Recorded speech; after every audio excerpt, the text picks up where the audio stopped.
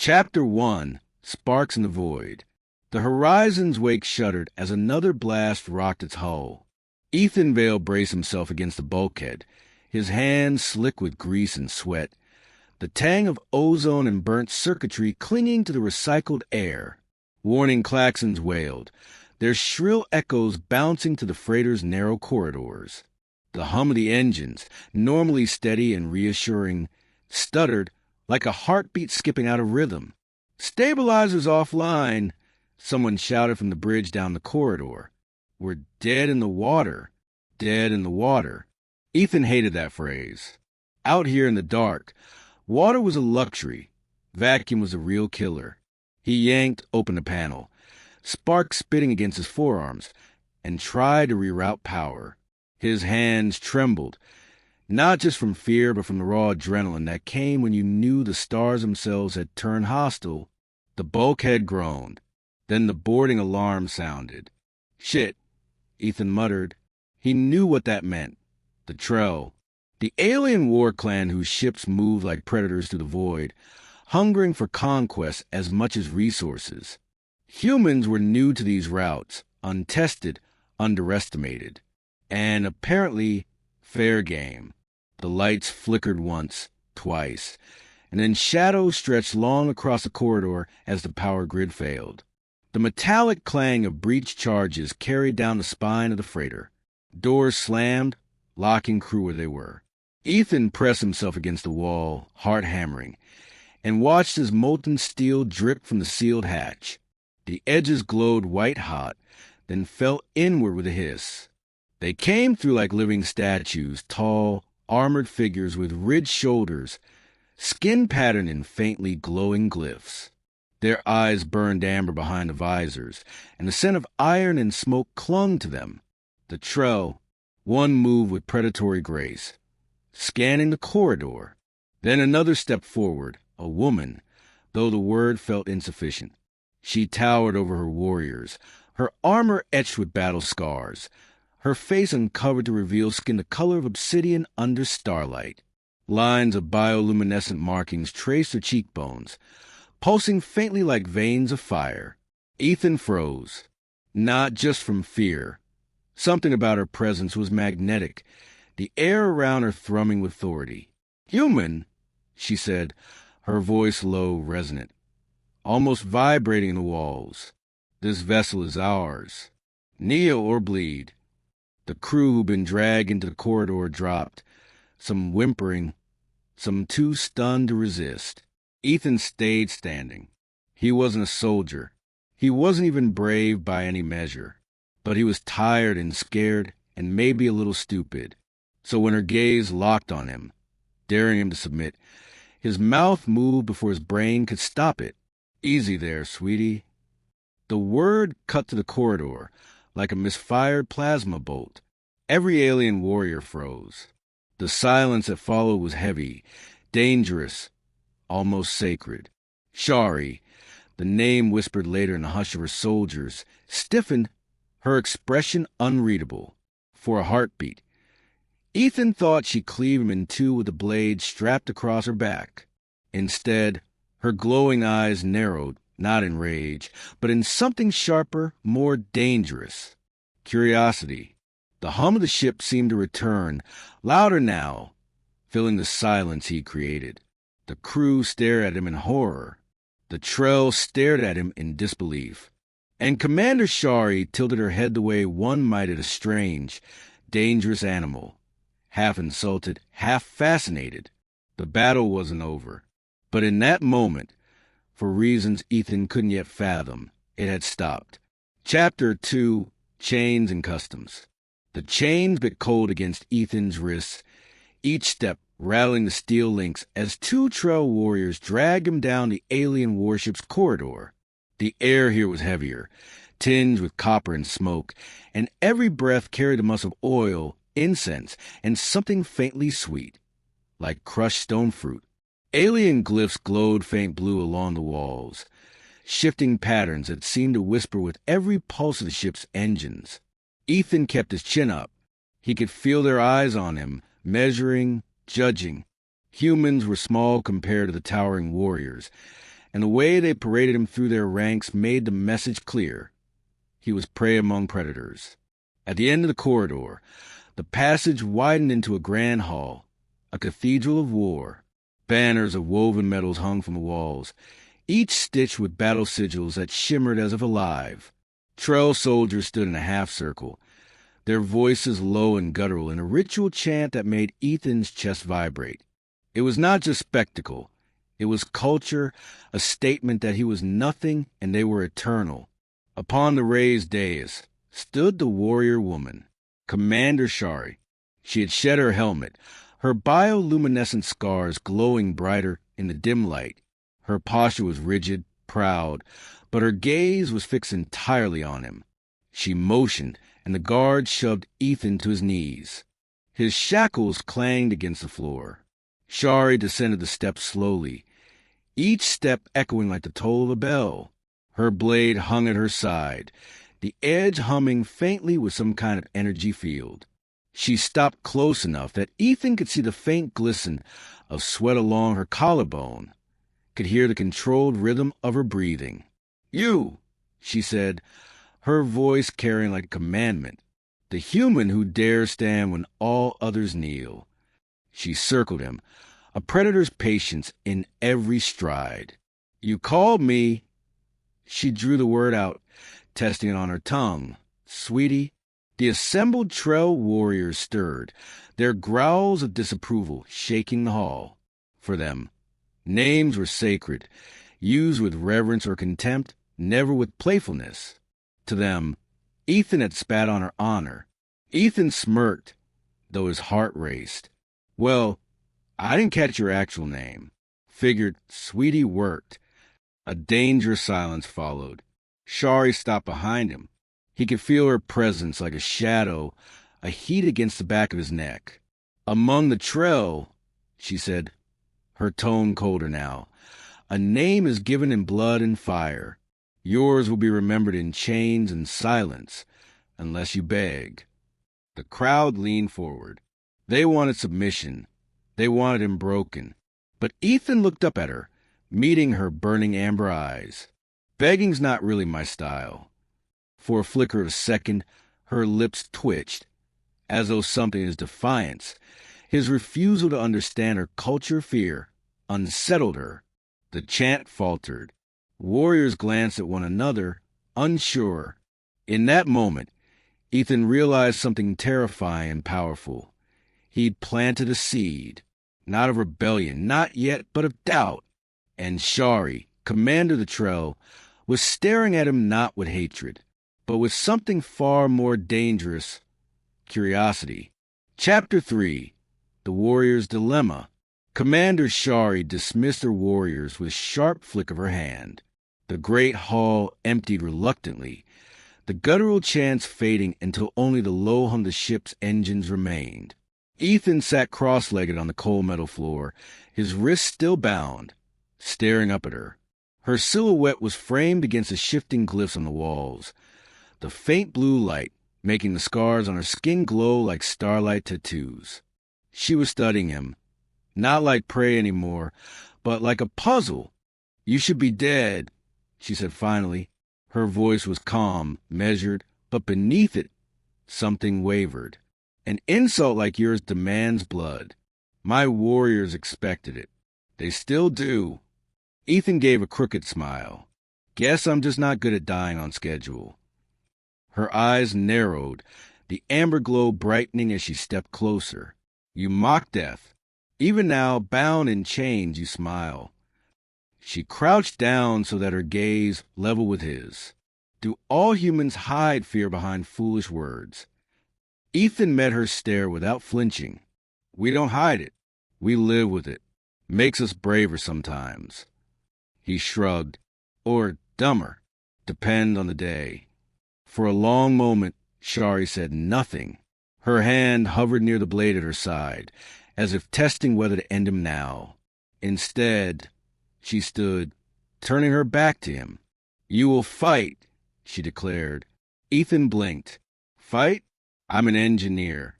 Closest I've come to a fight is arguing with a faulty plasma conduit." Her shoulders stiffened. But she did not turn. Among the Trell, honor is proven only in combat. Words mean nothing without blood to seal them. If you live, you will show them, show me, why your kind believes itself worthy of the stars. Worthy? Ethan echoed, his voice carrying a sharp edge now. You think we came here looking for worth? We came because we're curious. Because we can't stand the idea of not knowing what's out here. That's what makes us human. Shaari turned, slowly, and for the first time her expression cracked. Not fully, but enough that Ethan caught it. A tiny crease in the iron mask she wore.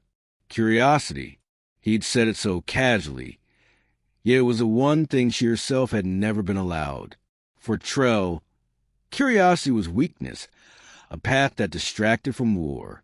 But here was a human, shackled, unarmed, and instead of pleading for his life, he lectured her on it. You are strange, human, she said quietly. He tilted his head. Strange good or strange dead? Her lips twitched, a sound escaping her throat like the ghost of a laugh. But it was gone as quickly as it came. She straightened again, mask sliding back into place. Tomorrow you fight, Shaari said. Survive, and perhaps I will decide what you truly are. The guards re-entered, dragging Ethan away. But as they hauled him down the corridor, he glanced back, and for the briefest heartbeat, he swore he saw something impossible in her warrior's gaze, hesitation. Not mercy, not pity, something far more dangerous. Chapter 4, Bonds Forged in Fire. The Trell warship trembled as klaxons blared in a pitch that rattled Ethan's bones. Red glyphs pulsed along the corridor walls, casting shadows like writhing flames. The air carried a sharp tang of burned ozone and heated alloy, signs the ship had taken a hit. Ethan staggered as the deck tilted, gravity fluctuating. The hum of the engines faltered. He wasn't in chains anymore. He'd been marched to the training pits, meant to prove himself in some combat trial. But fate intervened. Another Trell clan had ambushed them, turning ritual into chaos. The sudden lurch threw warriors off balance as bulkheads hissed open to vent smoke. Ethan grabbed the nearest rail as gravity cut out completely, leaving bodies and debris suspended midair. The enemy breached fast. Figures in darker armor, their glyphs burning crimson. Plasma blades ignited with snarls of energy. The warship became a cage of floating steel, a battlefield with no up or down. Through the chaos, Ethan saw her, Shaari. She was in motion like a storm, her blades slicing arcs of blue fire through the enemy. Yet even a commander could be caught off guard. A rival warrior lunged from behind, blade raised high. Ethan didn't think. He moved. His hands found what was near, a loose conduit, still sparking from the ship's wound. He kicked off the wall, hurling himself through zero-G like an amateur swimmer. His momentum slammed him into the attacker, the jolt rattling his teeth. The two of them spun, tangled in weightless combat. Ethan jammed the conduit forward, sparks exploding against the alien's chest plate.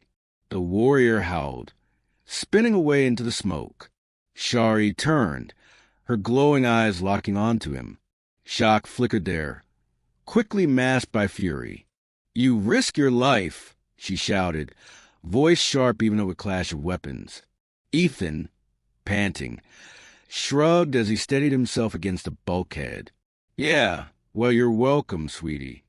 Her jaw tightened, but the hesitation, the pause that spread across her features, was undeniable. She had expected fear, submission. Instead, this fragile human had thrown himself into death's mouth with nothing but stubborn will and a sparking wire. An explosion rocked the ship again, flames licking through a ruptured vent. Shaari reached for a support beam, but the blast shoved her into open space, spinning helplessly. Shaari! Ethan kicked off after her. His stomach lurched as the world flipped end over end. He caught her wrist, the two of them tumbling together. The shock of contact sent another surge of adrenaline through him. Her arm was solid, warm, alive. For a heartbeat, they hung there, tethered only to each other while war raged around them. Her voice dropped low, meant only for him. No trail would do what you just did. Ethan grinned, breathless. Guess it's a human thing. Something shifted in her gaze then. Not just curiosity, not just disbelief. Something gentler, dangerous. She didn't pull away. Around them, warriors clashed. Plasma fire tore through the smoke, and the ship screamed against its wounds. But between Ethan and Shaari, the war paused, if only for that fragile moment. Chapter 5, A Choice Beyond War. The Hall of Judgment was suffocating with heat and expectation. Massive braziers burned along the walls, filling the air with acrid smoke that stung Ethan's eyes. Hundreds of Trell warriors filled the chamber, their chants rolling like thunder against the steel. The banners overhead glowed red, a color Ethan had learned meant only one thing in their culture: blood. At the center stood a stone dais, carved with scars of old executions. Ethan was shoved onto it, knees striking hard against the surface. His hands were free, but his ankles were bound in iron cuffs. It didn't matter. The ritual wasn't about defense. It was about spectacle. Shaari stood above him, blade drawn, the energy field humming like a captive star. Her face was unreadable, every line of her posture rigid with duty. Yet Ethan caught it. The faintest hesitation in her amber-lit eyes. The high warlord's voice boomed from the far end of the chamber. "Commander Shaari, restore your honor. Execute the human who dared mock you. Show your clan the strength of the Trell." The chanting surged louder.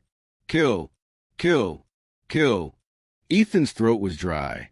He wasn't brave. Not really. But if he stayed silent, he'd die as nothing more than a curiosity crushed under alien tradition. So he stood, wobbling, raising his voice against the roar. You think strength is about who bleeds fastest? Who kneels deepest? You're wrong. His words cracked, but he forced them louder. Strength is standing when you're afraid. It's choosing to protect, even when it costs you everything. That's what makes humans strong. The hall quieted, the chanting faltering like a storm losing wind. Warriors shifted uneasily, exchanging glances. Shaari's grip on her blade tightened. Ethan turned to her fully now. "You call me strange. Maybe I am. But I'd rather be strange and stand for something than kneel and lose myself. You want to kill me? Do it. But understand this. The moment you do, you'll prove me right. Because killing is easy. Living with someone, caring for someone, that's the hard part." His voice echoed through the hall, bouncing against metal and flame. For the first time since he'd been dragged aboard, the Trell were silent. Shaari's blade hovered inches from his chest. The humming grew louder, vibrating against his ribs. Her jaw clenched, every instinct demanding obedience to her clan. And yet, his words had sunk like barbs under her armor.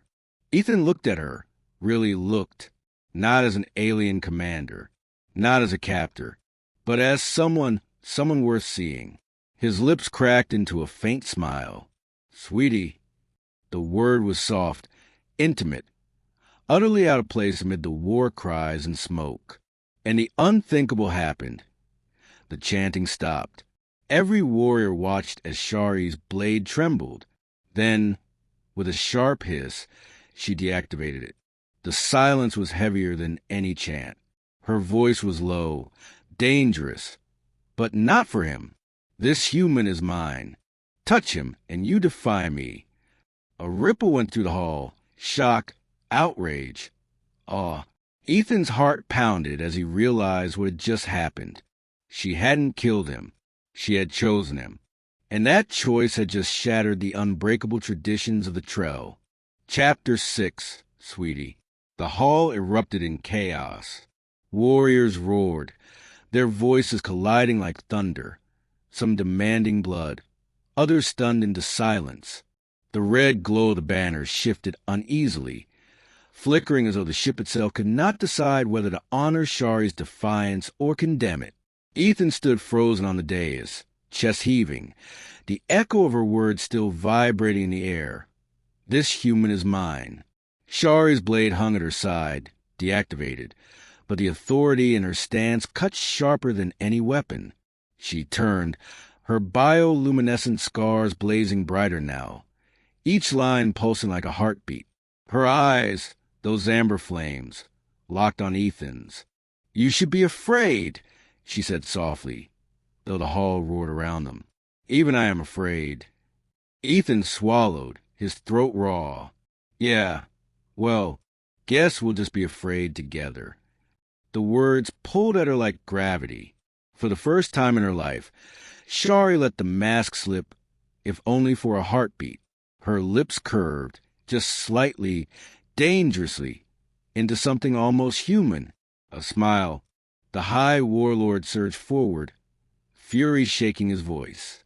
"You dishonor us all, Shaari. You bind yourself to prey." He raised his blade, its hum a scream of condemnation. Ethan didn't think. He stepped in front of her, unarmed, trembling but unyielding. His voice carried to the hall with startling clarity. "You see prey. I see someone worth fighting for." Gasps rippled through the crowd. To the Trell, love was not spoken aloud. Affection was weakness. Yet here stood a fragile human, daring to declare it in front of them all. Shaari's hand brushed his shoulder, grounding him. Her blade hissed back to life, azure light splitting the smoke. She raised it not at Ethan, but at the Warlord. "This human calls me sweetie," she said, her voice booming across the chamber. "And I," she paused, almost tasting the words, "I do not reject it." The hall fell deathly silent. The Warlord hesitated, disbelief freezing him. To hear tenderness spoken in their tongue was unthinkable. To see it claimed openly by their fiercest commander was blasphemy. And yet no one moved. The weight of her authority, combined with the human's reckless courage, had fractured centuries of unyielding custom. Warriors shifted, uncertain. The chants did not return. Ethan's heart thundered as he glanced at Shaari. "So we're alive," he whispered. Her gaze softened just for him. "Alive," she answered. Then, quieter still, meant for his ears alone, "Sweetie." The word, spoken by her, stole the breath from his lungs. It wasn't mockery. It wasn't confusion. It was acceptance. The braziers hissed. The banners flickered from blood-red to violet, the sign of indecision. The Warlord lowered his blade, his fury trembling into something else, fear. And as the alien starship drifted under constellations no human tongue had named, Ethan realized something extraordinary. The battle hadn't stopped because of power or blood. It had stopped because, for the first time in Trell history, someone had chosen tenderness over violence. And it all began with one human word. "Sweetie." The starship drifted in the quiet aftermath of battle, its scarred hull catching the pale light of alien constellations. The hum of the engines was steady again, a heartbeat in the silence. Beyond the viewport stretched a sea of stars, endless and alive, and for the first time, Ethan let himself breathe. Shaari stood beside him on the command deck, her bioluminescent scars glowing softly against the starlight. The crew had dispersed, unsure what tomorrow would bring, but here, alone, the two of them could finally face what had grown between them. "You defied your people," Ethan said, his voice low. "All because of me." She turned to him, her gaze steady. "Not because of you," she corrected, placing her hand gently over his. "Because of what you showed me. That strength is not in conquest, but in connection." He smiled, heart pounding in his chest. "Guess we humans are stubborn that way. We'd rather hold hands and blades." For a long moment, they simply stood there, hands entwined, the stars painting them in silver light. The war, the chants, the chains, all felt distant now, as if burned away by something stronger. Shaari leaned closer, her voice barely above a whisper. "Say it again, human." Ethan's smile widened. "Sweetie." Her laugh, soft, unthinkably tender, echoed against the hum of the engines. And in that fragile sound, two worlds began to change.